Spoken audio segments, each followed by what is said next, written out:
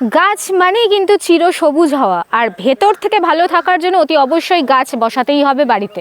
তো সুতরাং গাছ বসানোর জন্য প্রাকৃতিকভাবে একদম সুন্দর একটা পরিবেশকে চকচকে করতে পদক্ষেপটা আপনাকেই নিতে হবে। তার জন্য গাছ অতি অবশ্যই দরকার। আর গাছ মানে একদম ফুল অক্সিজেন, মন ভালো করা, চিরসবুজ হয়ে ওঠা ভেতর থেকে। নমস্কার, ব্রাইট টাইমের সকল দর্শক বন্ধুদের স্বাগত জানিয়ে আমি শ্রী। এই মুহূর্তে আমার ব্যাকগ্রাউন্ড দেখে আমি সবসময়ের জন্য বলি যে ব্যাকগ্রাউন্ড দেখেই আপনারা চিনতে পেরে যান যে এই মুহূর্তে ব্রাইট টাইম কোথায় পৌঁছে গেছে। কোথায় আবার? কুমার কুসুমকরি নার্সারি। তো সুতরাং একেবারে জোরালো কণ্ঠস্বর, প্রতিবাদী কণ্ঠস্বর, প্লাস কিন্তু ফলের পরিচর্যা, দেশি এবং বিদেশি ফলের মারাত্মক আইটেম মানেই কিন্তু একটাই নাম, কুমার কুসুমকরি নার্সারি। প্রাণ ভরে তৃষা হরে মোরে আরো আরো আরো দাও প্রাণ, প্রাণ ভরে তৃষা হরে মোরে আরো আরো আরো দাও প্রাণ। একদমই তাই। নমস্কার, ব্রাইট টাইমের সকল দর্শক বন্ধুদের স্বাগত জানিয়ে আমি শ্রী। আশা করি সকলেই খুব ভালো আছেন। আর আমরা যখন এই গাছের সাথে অনুষ্ঠান করি তখন আমরা যেমন চাঙ্গা থাকি, এবং সেই ভাইবসটা যখন আপনাদের সামনে প্রেজেন্ট করা হয় আমরাও চাই যে আপনারাও যাতে সেই সবুজের সাথে ভালো থাকেন। আর আপনাদের ভালোবাসার একটাই নাম এবং প্রচুর ভালোবাসা দিয়েছেন, একেবারে আমি সবসময় বলি যে শীর্ষে রেখেছেন যে নার্সারিকে, সেই নার্সারির নাম কুমার কুসুমকরি নার্সারি। তো সুতরাং এই গাছের সাথে কিছুক্ষণ সময় কাটানো, প্লাস কিন্তু কুমারের স্যারের বক্তব্য, অতি অবশ্যই এই বর্তমান দিনে দাঁড়িয়ে স্যারের বক্তব্য শোনাটা খুব দরকার, এবং আপনারাও সেই বক্তব্য শুনতে ভালোবাসেন। তো স্যারকে আমরা এই মুহূর্তে পেয়ে গেছি। তো স্যার, আমরা যখন এসেছিলাম এখানে প্রচুর গাছের সমারোহ দেখেছিলাম। সব উঠে গেছে, সব উঠে গেছে। এখন লক্ষ লক্ষ মাল গাছে বাঁধা হয়ে গেছে, অন্তত 8 লক্ষ গাছে গুটি কলম বাঁধা হয়ে গেছে। তো স্যার, আমার খুব জানতে ইচ্ছা করে যে মানে এই কুমার কুসুমকরি নার্সারিতে মোটামুটি কোথা থেকে মানুষ আসে নিতে? এক কথায় বলবো, ভারতবর্ষের প্রতিটি প্রান্ত থেকেই আসে। আমেরিকার প্রশাসনিক টিমও অনেকবার এসছে, বা বাংলাদেশ তো প্রতিবেশী পাশে, বলবো না, সৌদি আরব থেকেও এসছে, কাশ্মীর থেকে এসছে। এরা বেশিরভাগই আমার ডিফেন্সের লোক, কাশ্মীর থেকেও এসছে।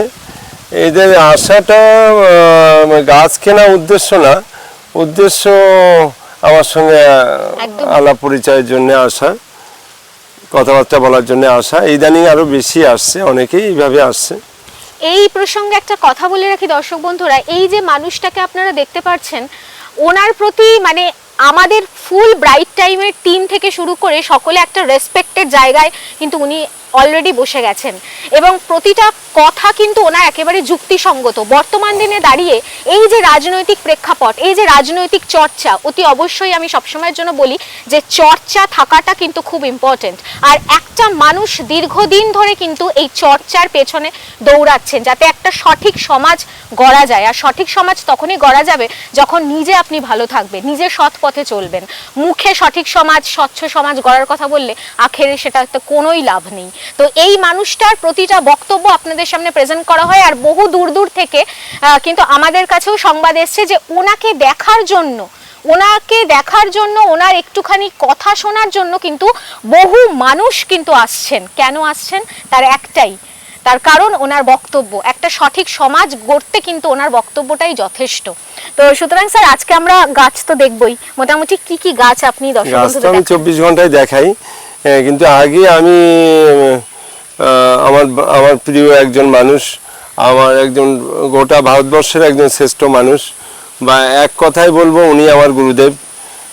যে গুরু সম্পর্কে আমি বলেছি, কোন গুরুদেবের কথা বলতে চাইছি আমি, যে গুরু সম্পর্কে আমি বলেছি গুরু ব্রহ্মা, গুরু বিষ্ণু, গুরু মহেশ্বর, তা যে মানুষটির কথা বলবো উনি আমার সব। একদম সেই মানুষটা আর কেউ না, সেই মানুষটা হচ্ছে নরেন্দ্র দামোদর দাস মোদী, ভারতবর্ষের প্রধানমন্ত্রী।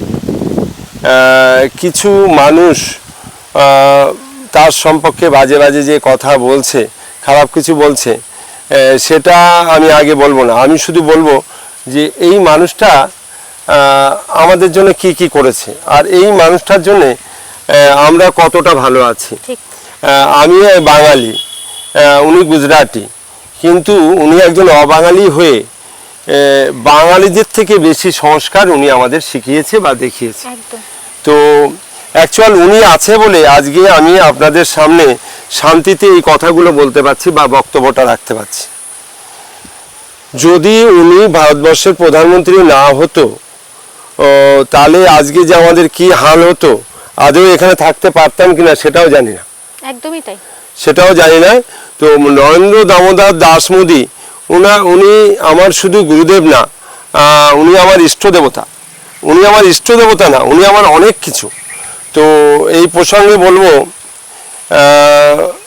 ওই মানুষটা কি কি করেছে আমি একটুখানি, আমি বেশি কিছু জানি না, খবর টবর দেখার সময় পাই না, আমি 24 ঘন্টা কর্মজীবনে ব্যস্ত, তো মানুষ আমাকে সময় দেয় না। তো আজকে মানে 370 ধারা যে আইনটা ছিল কিভাবে তুলে দিল, একদম কোনো সরকারের ক্ষমতা হয়নি। হ্যাঁ, আজকে 370 ধারা তুলে দেওয়া শুধু না, আজকে 500 বছরের বিতর্ক রাম মন্দির, তার সমস্যার সমাধান কিভাবে করলো ভাবাই যায় না। কল্পনীয় সত্যি। এটা যদি উনি এরকম ভাবে কোনো কিছু করবে, আমি যদি আগে বুঝতে পারতাম, আমি আমার এখান থেকে সব কিছু গুটিয়ে অযোধ্যায় কোথাও গিয়ে একটু জায়গা কিনতাম, কিন্তু আমি সেটা পারিনি বা আমার ওটা কম ভাগ্য ছিল না বলে হয়নি। অ্যাকচুয়ালি এটা বলা বাহুল্য। উনি শুধু 500 বছরের বিতর্ক রাম মন্দির না, শুধু 370 ধারা তুলে দেওয়া না, উনি যে সমস্ত মানুষের কথা ভাবে, আজকে গীতাকে জাতীয় ধর্মগ্রন্থ হিসাবে স্বীকৃতিটা দিয়েছে উনি মানে এক কথায় বলবো গোটা বিশ্বে, ভারতবর্ষের কথা বলবো না, গোটা বিশ্বে সনাতন ধর্মকে জাগিয়ে তুলেছে উনি, উপলক্ষ উনি। আর উনি আমার দেবতা কেন হয়েছে জানেন? উনি মানে মানুষের মধ্যে ঈশ্বর বিরাজ করছে, নরের মধ্যে নারায়ণ, তা উনার মধ্যে সব কিছু আছে, একদম এক কথায় উনি সব আছে। উনি আমার মানে ইষ্ট দেবতা, উনি আমার ভগবান। উনি আমার মনে হয় আগামী দিনে সনাতন ধর্মের মানুষ প্রতিটা বাড়িতে মানে ঈশ্বরের পাশাপাশি এই ঈশ্বর মোদী এর ছবিটা থাকা দরকার ঠাকুরের সিংহাসনে। উনি এত কিছু আমাদের জন্য করেছে। তো উনি শুধু আমাদের জন্য না, দেখুন যাদের জন্য আমরা জ্বলে পুড়ে শেষ হয়ে যাচ্ছি, তাদের 3 তালাক নিয়ে কতটা ভেবেছে আপনি ঠিক, দেখেছেন? ঠিক, ঠিক। 3 তালাক নিয়ে কিভাবে ভেবেছে। কোনো মেয়ে কি চায়, হ্যাঁ, কোনো বোন কি চায় যে আজকে একজনের সঙ্গে সংসার করবে, কালকে আরেকজনের সঙ্গে করবে? হ্যাঁ, এই ঘৃণ্য জিনিসটাকে উনি কতটা মানুষের জন্য ভাবে, কতটা ভেবেছে। আমি গর্বিত যে এরকম একজন প্রধানমন্ত্রী আমার দেশে আছে, মানে তার জন্য আমরা মানে এত ভালো আছি। তো শুধু মানে ওনার একটা কথা বলবো না, পাকিস্তান এত খারাপ কিছু করেছে, কতবার সৈন্যের মাথা কেটে নিয়ে মুন্ডুটা ছুঁড়ে দিয়েছে, বডিটা পড়েছিল, কিন্তু তারপরও ধৈর্য সহ্য ওনার মধ্যে এত সহজে। পাকিস্তান রিসেন্ট যা করলো, মানে কাশ্মীরে যেটা ঘটলো, মথুরাবাড়ির থেকে মুর্শিদাবাদ থেকে যে জিনিসটা চলে গেল একেবারে কাশ্মীরে, সেটা তো নরেন্দ্র দামোদর দাস মোদী যাই কিছু করুন না, এখন একজন মানুষকে, পাবলিক কি আমজনতাকে মারেনি।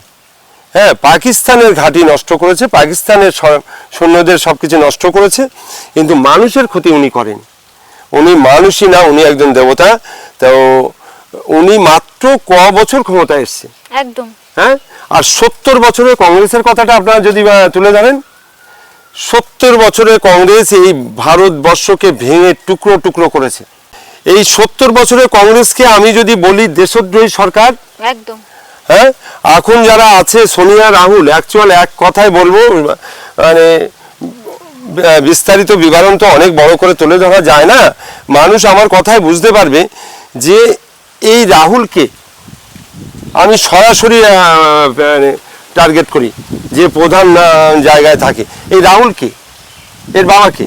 রাজীব গান্ধী তো, একদম। হ্যাঁ, এই রাজীব গান্ধী, ইন্দিরা গান্ধী কাকে বিয়ে করেছিল? ফিরোজ খানকে। ফিরোজ খান কি করে গান্ধী হলো? এদের ব্লাডের ডিসপুট তো, এ সনাতনী মানুষ নয় তো, এ দেশদ্রোহী সরকার। একে অনেকে অনেক ভাষায় কথা বলে, পাপ্পু ঠাপ্পু অনেক কিছু বলে, ও আমার দেবতুল্য মানুষ, আজকে মোদির সম্পর্কে যে কথা বলেছে একে তো গারদে দেওয়া দরকার। এই অখিলেশ যাদব, এই পাপ্পু, হ্যাঁ, এদের তো গারদে দেওয়া দরকার। হ্যাঁ, এই মমতা ব্যানার্জি এরা সব একই তো, এতে ডিএনএ টেস্টে অন্য কিছু বেরোবে। কেন বলবো না, দেশদ্রোহী সরকার।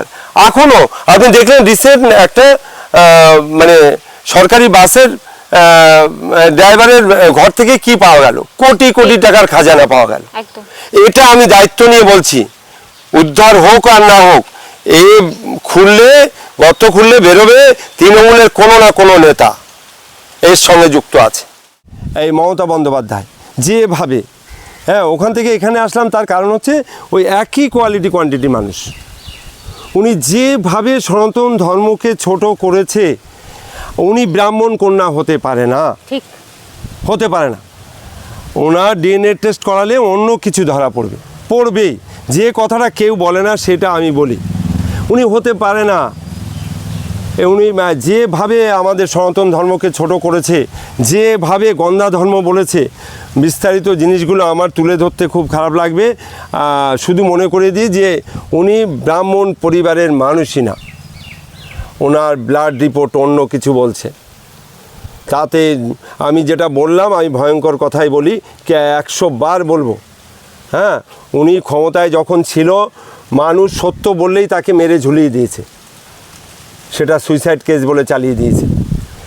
উনি আমার আরজি কলের বোনটিকে আমি কোনো দিন ভুলবো না, আজও বোনটি বিচার পায়নি, পাবে কিনা জানি না। তার মা যতই এমপি হোক, যতই খাতা খুলুক শুভেন্দুদা, সমস্ত প্রমাণপত্র লুপ্ত করে গেছে। আর সেটা যার গেছে তার কোল খালি হয়ে গেছে। একদম অনেক কষ্ট। মানুষটা আমি কখনো সাক্ষাতে যাইনি, আমি মানে একটা মানুষ সে যে যা হওয়ার হয়েছে তার সামনে গিয়ে বহু মানুষ গেছে, আমি ইচ্ছা থাকলেও আমি যাইনি বা যেতে চাইনি। কিন্তু আমার মনে হয় সবার থেকে বেশি যন্ত্রণা আমার হয়েছে, আমি নিতে পারিনি, মস্তিষ্ক বিকৃতি হয়েছিল। আমি বলিনি, এই মানে কি বলবো, এই তৃণমূলের এমপির যত লোক আছে, যত এমপি আছে, এরা তো রত্নাকর দস্যুর থেকে ভয়ঙ্কর। ঠিক, সেটা আপনি আইনজীবী কল্যাণ বন্দ্যোপাধ্যায়কে বলছেন, তার কথা আমি বলছি। এরা মানে অনেক ভয়ঙ্কর মানুষ। এরা আজকে অনুব্রত মণ্ডল যেরকম ছিল, শেখ শাহজাহান যেরকম ছিল, এরা মানে রত্নাকর দস্যুর থেকে ভয়ঙ্কর। এদের জেলে জায়গা দিতে হবে। কেন আমি বারবারই বলছি, আজকে অভিষেক বন্দ্যোপাধ্যায় বাইরে কেন থাকবে? কেন থাকবে? মমতা বন্দ্যোপাধ্যায় বাইরে থাকবে না, মুখ্যমন্ত্রী হোক। আজকে যদি মনমোহন সরকার কয়লা কেলেঙ্কারিতে সুপ্রিম কোর্টে হাজিরা দিতে পারে, তাহলে মমতা বন্দ্যোপাধ্যায় কেন অ্যারেস্ট হবে না?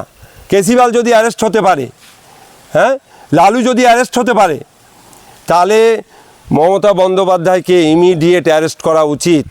উনি দেশদ্রোহী একটা মানুষ, ওনার জেলের বাইরে ওনার থাকাই উচিত না।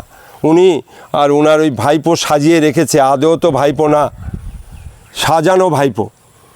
হ্যাঁ, এদের দুজনকে অবিলম্বে তিহার জেলে ঢোকানো দরকার।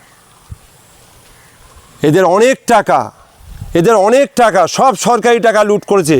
সমস্ত সেই ঋণের ভারটা এরা যে চুরি করেছে। আপনার বাড়িতে যদি 80 বছরের বৃদ্ধা থাকে, তার মাথার উপরে গিয়ে সেই ঋণের বোঝা পড়েছে। আপনার বাড়িতে যদি 9 মাসের শিশু থাকে, তার মাথাতেও সেই ঋণের বোঝাটা গেছে। এই মানুষটাকে আর যাই হোক ক্ষমা করা যায় না। আমি নারী জাতিকে ভয়ঙ্করভাবে রেসপেক্ট করি। বেশি কিছু না বলে আমি 2 বছর 5 বছর 7 বছর আগে ওনাকে বলেছি ভিডিওর মাধ্যমে ওনার ভুল ত্রুটিগুলো শুধরে নিতে, উনি নেয়নি। নিশ্চয়ই ওনার এমএলএ এমপি কেউ না কেউ দেখেছে, কিন্তু উনি নেয়নি। ওনার একের পর এক ওনার সাইড থেকে লোক সরে গেছে। আর আজকে তো আর কেউ নেই, যাদের দেখতে পাচ্ছে তারা কেউ থাকবে না। এই দলটা নিশ্চিহ্ন হয়ে যাবে, এর মূল শিকড় পচে গেছে। উনি পাগলি হয়েও ঘুরে বেড়াতে পারবে না, পাগলি সেজেও কোথাও যেতে পারবে না। আর এদেরকে আমি গোটা ভারতবর্ষের যত মুখ্যমন্ত্রী আছে তাদের কথা বলবো না, যারা বিরোধী করে তাদের কথা বলবো না, কিন্তু মমতা বন্দ্যোপাধ্যায় বা এর সঙ্গী সাথীরা, সায়নীর মতন মানুষ, ভাবেন তো কী ভাষায় কথা বলতো, ভাষাগুলো আমি নতুন করে বলতে চাই না মানুষের সামনে। হ্যাঁ, উনি যে ভাষায় আজকে ভারতবর্ষের প্রধানমন্ত্রীকে উনি কি বলতো, কোমরে দড়ি বেঁধে ঘোরাবে? ভারতবর্ষের প্রধানমন্ত্রীকে উনি বলতো বহিরাগত? কুরুচিকর মন্তব্য। হ্যাঁ, উনি শিখিয়েছে, এই দল পশ্চিমবঙ্গটা ক্রাইমে ভরে দিয়েছে, উনাকে বাইরে রাখা যাবে না। হ্যাঁ, প্রধানমন্ত্রীকেও বলছি, স্বরাষ্ট্রমন্ত্রীকেও বলছি, উত্তরপ্রদেশের মুখ্যমন্ত্রী যোগী বাবুকেও বলছি, আমি শুভেন্দু দাকেও বলছি, আসামের মুখ্যমন্ত্রীকেও বলছি, আপনারা সবাই ভাবুন, পশ্চিমবঙ্গের প্রিভিয়াস যে মুখ্যমন্ত্রী ছিল মমতা বন্দ্যোপাধ্যায় নামে পরিচিত, ওনাকে ছেড়ে রেখেন না। একটা বিষাক্ত জিনিস, দেশদ্রোহী একটা নারী। আমি মেয়েদের ভয়ঙ্করভাবে সম্মান করি, কারণ হচ্ছে 10 মাস 10 দিন গর্ভে ধারণ করে একজন মা, নারী কেটে, নাভিটা হচ্ছে আমাদের মায়ের নারী। সেই মাকে যারা শ্রদ্ধা ভক্তি করে না, মাতৃজাতির প্রতি যারা অবিচার করে, যারা মায়েদের প্রতি অন্যায় অত্যাচার করে, যারা দর্শন রেপ করে, আমার বক্তব্য ক্ষমা না, শুট অ্যান্ড সাইড। এরা নরকের কীট, এদের বেঁচে থাকার অধিকার নেই। শাসন ব্যবস্থা ফিরে না আসলে আমার মা বোনেরা কি করে চলাফেরা করবে? বাঁচতেই পারবে না। উনি যেটা বলতো 8টার পরে বোনেরা বেরোতে পারবে না। হ্যাঁ, কেন বেরোবে? কেন বেরোবে না? কেন বেরোবে না? উনি এই রাজ্যের মুখ্যমন্ত্রী, প্রতিটা কথা মিথ্যা বলতো, একটা সত্যি কথা বলতো না। উনি কি ডক্টর? হ্যাঁ, একটা মেয়ে রেপ ধর্ষণ হলে উনি বলে দিত এটা সুইসাইড, মেয়েটির দোষ, এটা সুইসাইড, এটা প্রেম ঘটিত। একটা কাজ বলবো না, উনি চোরেদের রানী না, ডাকাতের রানী না, উনি একটা মানে কি বলবো, এটা কোনো পলিটিক্যাল দল হতে পারে না। আমি দেখেছি, অনেক দল দেখেছি, কোনো পলিটিক্যাল দল হতে পারে না।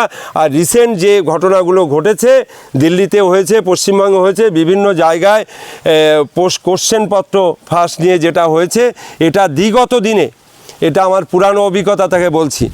আমি হাবড়া 1 নম্বর ব্লকে থাকি, আমার নাম কুমারেশ, আমার থানা হচ্ছে হাবড়া, ব্লক হচ্ছে হাবড়া। আমার হাবড়া 1 নম্বর ব্লকে পৃথিবা গোকুলচন্দ্র মেমোরিয়াল হাই স্কুলের আমি ভাইস প্রেসিডেন্ট ছিলাম শুরুতে। তো সর্বোচ্চ ভোট পেয়ে আমি বিজেপির থেকে একজন ক্যান্ডিডেট ছিলাম। তো আমি থাকাকালীন না ওখানে নামাজের জায়গা করে দিয়েছি, আলেমা ম্যাডাম বলেছিল নামাজের জায়গা করে দিতে হবে। ম্যানেজিং কমিটিতে আমাকে হেডমাস্টার মশাই বলেছিল যে আপনারা রায় দিলেই হবে। আমি বলছি না, এটা সরকারি সম্পত্তি, আমাকে 3 বছরের জন্য রায় দেয়া হয়েছে, 9-6 করার জন্য না। আর আপনি সরকারের কর্মচারী, আপনি head of the department, headmaster মশাই, আপনি এই কথা বলতেই পারেন না, এই কথা বলার আপনার এখতিয়ার নেই। আমি থাকাকালীন না মিড ডে মিল চালু করেছি, না কোনো কিছু করতে দেয়নি। তাই সেখানে আমি কোশ্চেনপত্র আউট। আমাকে 11 ক্লাস 12 ক্লাসের স্টুডেন্টরা আমাকে বলেছিল, স্যার আপনার প্রতি অনেক ভরসা, আমরা পড়ে পাস করতে চাই। আমাদের স্কুলে টিউটার, টিচার, ডি গ্রুপের লোকজন, এরা সব জড়িত, কোশ্চেনপত্র আউট হয়, এটা বহুমূল্যে বিক্রি হয় সমস্ত।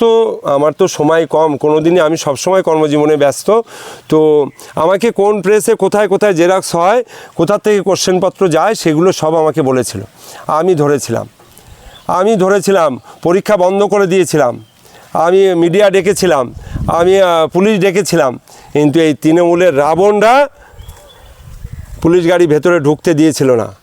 টোটাল টিচারদের আমি দাঁড় করিয়ে দিয়েছিলাম, পরীক্ষা বন্ধ করে দিয়েছিলাম, যে আপনাদের যে পরীক্ষা দিতে যাচ্ছেন মাস্টারমশাই দাঁড়িয়ে যান, এই কোশ্চেন আমার কাছে, আর কে কে জড়িত সেটাও বলে দিয়েছিলাম। হ্যাঁ, তো এটা আমি জানি। তাই এটা তো প্রধানমন্ত্রী নরেন্দ্র দামোদর দাস মোদির তো কোনো দোষ নেই। ওনার সম্পর্কে যারা খারাপ ভাষা দিয়েছে, খারাপ কাজ করেছে, বা অনেক অশ্লীল কিছু করেছে আমার এই দেবতার নামে, এদের কারো ছাড় নেই, এদের কারো ছাড় নেই। এই 15 বছরে এই ভারতবর্ষ এমন জায়গায় নিয়ে গেছে, উনি আজকে আমার গুরু না, উনি বিশ্বগুরু, এই বিশ্বের গুরু, এই বিশ্বের গুরু। তার সম্পর্কে কোনো কথা বললে আমি মানব না। আর 100 বছরে আমি বলছি যে যতগুলো কান্ট্রি বিজেপি এসছে, পশ্চিমবঙ্গ তো 100 বছরে বিরোধীরা জায়গা করতে পারবে না, পারবে না। কারণ হচ্ছে এদের উদ্দেশ্য খারাপ। আমি যদি মানুষের ভালো চাই তাহলে আমার ভালো হবে, আমি যদি মানুষের খারাপ চাই তাহলে আজ আমার খারাপ হবে। যদি সনাতন বিরোধী রাজনীতি কেউ করে, সেটা যদি বিজেপির কোনো এমএলএ এমপিও করে, সে থাকবে না। সনাতন বিরোধী রাজনীতি করলে সে থাকবে না, থাকতে পারে না। কারণ হচ্ছে আজকের থেকে না, সেই 71 থেকে বারবার মনে করিয়ে দিই, কিছু হলে সনাতন মা বোনেরা ধর্ষণ হয়েছে, কিছু হলেই আন্দোলনের নামে সনাতনী বাড়ি ভাঙচুর হয়েছে। নূপুর শর্মাকে কেন্দ্র করে হাড়োয়াতে 700 হিন্দু বাড়ি ভাঙা হয়নি, ওই ধুলোগড়ে হিন্দু বাড়ি ভাঙা হয়নি। হ্যাঁ, পার্থবাবু দেখিয়ে দিয়েছে দাঁড়িয়ে থেকে, ওই কচ্ছপটা যা অপার সপার ঘরে কোটি কোটি টাকা পাওয়া গেছে, ওই পার্থটা দেখিয়ে দিয়েছে। এরা বাংলাদেশি, হ্যাঁ, এরা আমাদের ভোট দেয়নি, এরা আমাদের ভোট দেয়নি, এরা একটা সব রাবণ। এদের রক্ত এই পার্থবাবু ও মানে অ্যারেস্ট হওয়ার পরও ইডির কাছে কচি পাঁঠার মাংস খেতে চেয়েছিল। এরা মানুষ, এরা মানুষ না। আমি হলে ওই আন্ডারপ্যানের দড়ি দিয়ে লকআপেই সুইসাইড করতাম। এ মানুষ না। এ আবার বলে যে আমি এই পড়েছি, এই ডিগ্রি আছে, সেই ডিগ্রি আছে। শিক্ষা দিয়ে পুঁথিগত বিদ্যায় সব শিক্ষা অর্জন করা যায় না, সব শিক্ষা অর্জন করা যায় না। পার্থবাবু না, ইন্টার তৃণমূলে আজকে যারা আমি দেখছি, মদন মিত্র থেকে শুরু করে মানে অনুব্রত থেকে শুরু করে, বালুদা থেকে শুরু করে, কাকলি ঘোষ দস্তিদার থেকে শুরু করে, এরা আজকে অনেক ভালো মানুষ হওয়ার চেষ্টা করছে। এতদিন কোথায় ছিল? কাকলি ঘোষ দস্তিদারের কোনোদিন হাতে ঝাঁটা দেখিনি তো, হ্যাঁ, কোনোদিন দেখিনি তো। হ্যাঁ, এরা ছিল রত্নাকর দস্যু, আজকে বাল্মীকি হওয়ার চেষ্টা করছে, কোনোদিন পারবে না। আমি বলছি আগামী ইলেকশান থেকে 70% ভোট বিজেপি পাবে। তার কারণ কিছু হলেই গোটা ভারতবর্ষে সনাতনী মানুষের প্রতি অ্যাটাক হয়েছে। সনাতনী মা বোন কই, একদম মাইনরিটি বোন তো ধর্ষিত হয়নি, একটা মাইনরিটি বাড়ি তো ভাঙা হয়নি।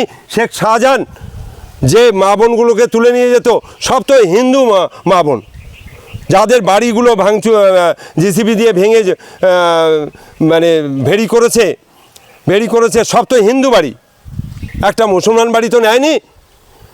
মানুষের দেয়ালে পিঠ থেকে গেছে, সনাতনী মানুষের পিঠ থেকে গেছে। আজকে বাংলাদেশ ছেড়ে এসেছি, বাংলাদেশের মাটিতে কান পাতলে আমার মা বোনদের, সনাতনী মানুষের আর্তনাদ শোনা যাবে। এই বাংলাদেশ কোনো দিন ভালো থাকবে না।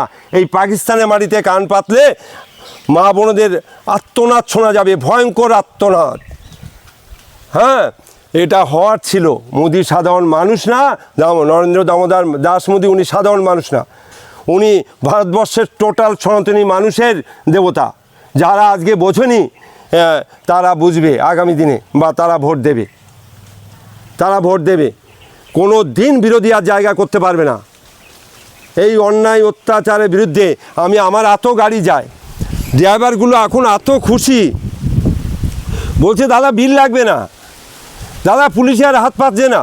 সেই পুলিশ, তাহলে পুলিশের ত্রুটি ছিল না পুলিশ মন্ত্রীর ত্রুটি ছিল? ওই মমতা বন্দ্যোপাধ্যায় কেন বাইরে থাকবে? ও একজন লুটের আওয়াজ, কেন বাইরে থাকবে? ওই এত দেরি হচ্ছে কেন? অবিলম্বে ওকে তিহার জেলে পাঠানোর ব্যবস্থা করুক শুভেন্দুদা, অবিলম্বে। ও বাইরে থাকবে না, ওকে বাইরে রাখলেই ভাইরাস ছড়িয়ে পড়বে। হ্যাঁ, ককরোচের দল, এ তো ককরোচের দলের লোক। এখন মমতা বন্দ্যোপাধ্যায় তো ককরোচের দলে মিশে গেছে, সিপিএমের মতন। আপনি দেখেছেন সিপিএমের কোনো মন্ত্রী কোনো দিন কোনো হিন্দু মামন রেপ হলে তার সম্পর্কে দুটো কথা বলেছে? তাদের বাড়িঘর দরজা পুড়িয়ে দিলে কোনো সময় একটা কথা বলেছে? বাংলাদেশে কোনো কিছু হলে তাদের কোনো সম্পর্কে একটা কিছু বলেছে? শাসন কেমন থাকবে? প্রধানমন্ত্রীর ছেলেও যদি খারাপ কিছু করে, তার ফাঁসি কাটে ঝুলতে হবে, এনকাউন্টারে মরতে হবে। এটাই হচ্ছে শাসন ব্যবস্থা, সবার জন্য সমান।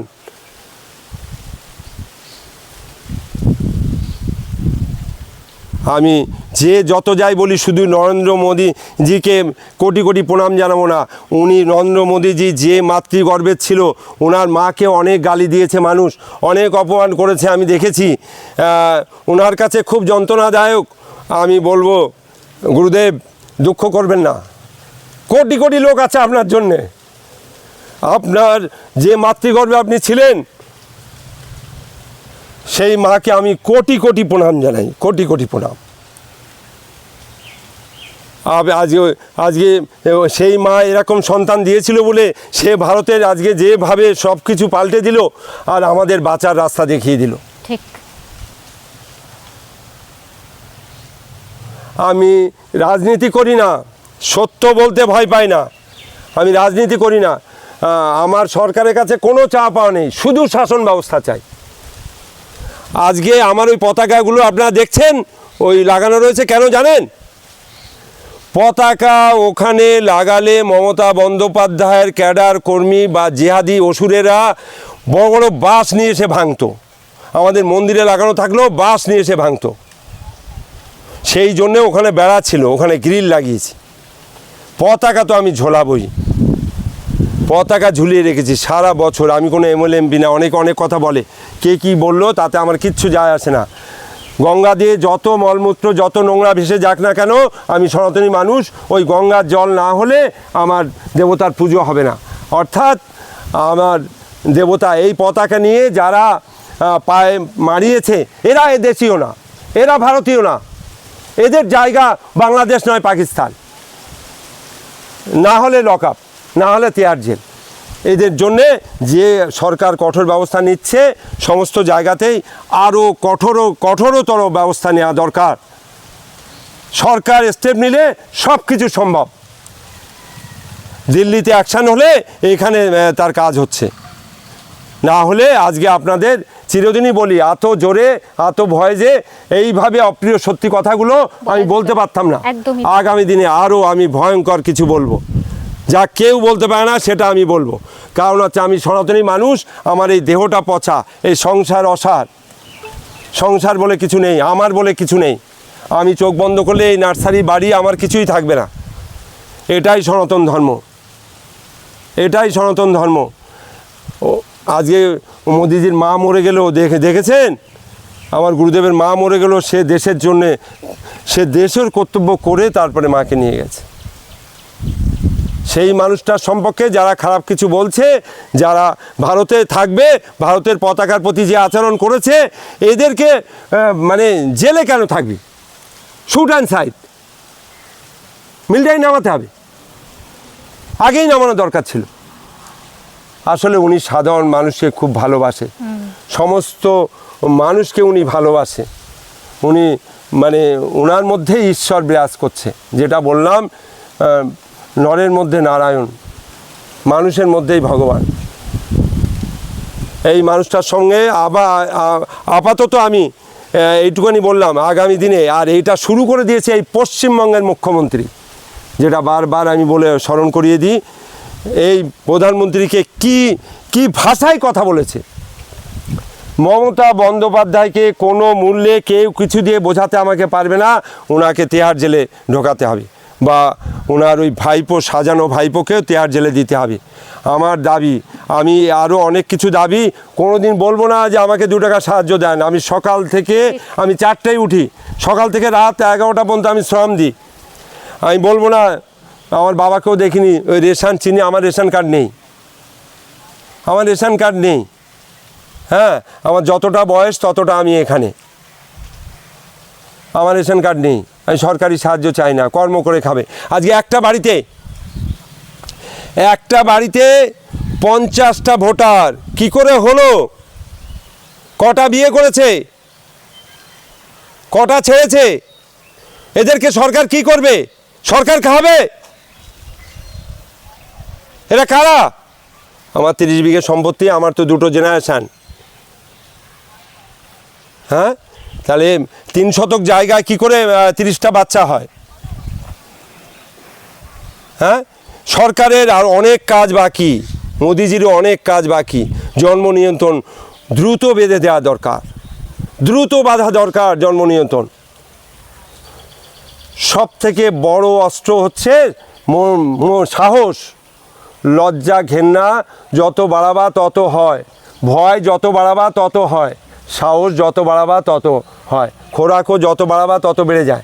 তাহলে সাহসের দরকার, সাহসের দরকার। যেটা আমি দেখেছি, ভারতবর্ষের সব থেকে সাহসী মানুষ আমি দেখেছি, সে হচ্ছে যোগীজি। এখনও পর্যন্ত আমার দৃষ্টিকোণ থেকে আমি দেখেছি উনি ওইটুখানি মানুষ, উনি বাস্তবে যোগী, ওনার কোনো কিছু নেই যে সব কিছু ভোগ এর থেকে ত্যাগ করে, হ্যাঁ, লোভ লালসার থেকে ত্যাগ করে, সেই মানুষটা মানে কথা আমি বলবই। উনি ওই একটা গেরুয়া বসন পরে থাকে, ওনার মাথায় কেশগুলো থাকে না, চুলও থাকে না, সেই মানুষটা কথাবার্তা যা দেখি, ওনার যা কার্যকলাপ দেখি, আজকে বুলডোজার পশ্চিমবঙ্গে চলছে, কে দিয়েছে?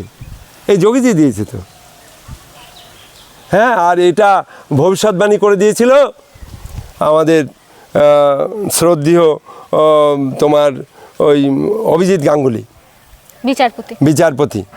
বিচারপতি বলেছিল, মমতা বন্দ্যোপাধ্যায়কে বলেছিল যোগীজির কাছ থেকে ভাড়া নিতে বলেছিল। উনি তো তা করেনি। ওনার স্বপ্নই থেকে যাবে। ওনার ভাইপো আর পশ্চিমবঙ্গের রাজা হবে না, আর উনি আর এ জীবনে কোনোদিন ক্ষমতায় আসবে না, কোনোদিন আসবে না। আমি ঈশ্বর না, আমি একজন সাধারণ মানুষ, খেটে খাওয়া মানুষ গ্রাম বাংলার।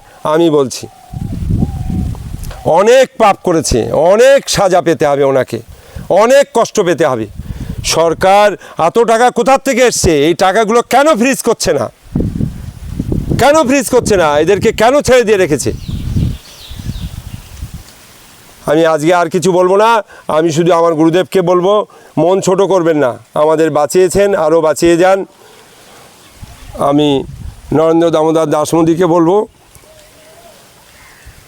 মানে আপনার জন্যে গোটা ভারতবর্ষের সনাতনী মানুষ বেঁচে আছে, আপনার মুখের দিকে তাকিয়ে। একদমই তাই। সুতরাং কণ্ঠ তো জোরে ছাড়তেই হবে, আর কণ্ঠ জোরে ছাড়া মানেই কিন্তু শুধুই প্রতিবাদ, কারণ এই প্রতিবাদটা হওয়া দরকার। এতদিন ধরে যা কিছু ঘটে এসছে, এই ভোটের ফলাফলেই কিন্তু সেই প্রতিবাদ উঠে এসছে। সাধারণ মানুষের নিদ্রা, বলে না যে নিদ্রা ভেঙেছে, আমার মনে হয় সেই নিদ্রা ভেঙেছে এবং সাধারণ মানুষ বুঝতে পেরেছে। এত হাহাকার, স্যারের কথার রেশ ধরেই যদি বলতে হয়, যে আগের দিনও যে কথার রেশ উনি বলেছিলেন যে এ এক নতুন ভারত হবে, একদমই তাই। এই নতুন ভারতের জন্য অতি অবশ্যই কণ্ঠ জোরে কিন্তু ছাড়তেই হবে, প্রতিবাদ করতে হবে। এই সাহসী প্রতিবাদের জন্যই কিন্তু ব্রাইট টাইমের পর্দায় বারংবার কুমারের স্যারের বক্তব্য উঠে আসে, আর এই বক্তব্য কিন্তু ব্রাইট টাইমে চলতেই থাকবে। একটা কথা কিন্তু আপনারা সকলেই মানবেন, বাড়িতে যদি অন্যায় দেখেন, প্রতিবাদ করেন না? অবশ্যই তো করতে হয় এবং অবশ্যই করেন, কিন্তু দেশের যখন একটা সার্বিক কল্যাণ সাধনের জন্য যদি অগ্রগতি হতে হয়, বা একটা যদি সুন্দর একটা ভবিষ্যৎ প্রজন্ম তৈরি করতে হয়, তাহলে তো অতি অবশ্যই কণ্ঠ জোরে ছাড়তেই হবে। তো সুতরাং যারা কুমারের স্যারকে ভালোবাসেন, ওনার কিন্তু কোনো উদ্দেশ্য নেই, কি দরকার সাধারণ মানুষের হয়ে উনি কথা বলার, তো ওনার কিন্তু কোনো উদ্দেশ্য নেই। ওনার একটাই উদ্দেশ্য যে একটা নতুন শাসন ব্যবস্থা, একটা নতুন আইন, এই নতুন আইনের দ্বারাই কিন্তু একটা সঠিক সমাজ অতি অবশ্যই গড়া কিন্তু দরকার। আর আমাদের যিনি মাননীয় মুখ্যমন্ত্রী আছেন, উনি তো নতুন নতুন আইন পাশ করেই যাচ্ছেন এবং সাধারণ মানুষের উন্নয়নের লক্ষ্যে প্রচুর কর্মসূচি করছেন। কদিন হলো, এখনই কিন্তু সাধারণ মানুষ বুঝতে পেরেছে।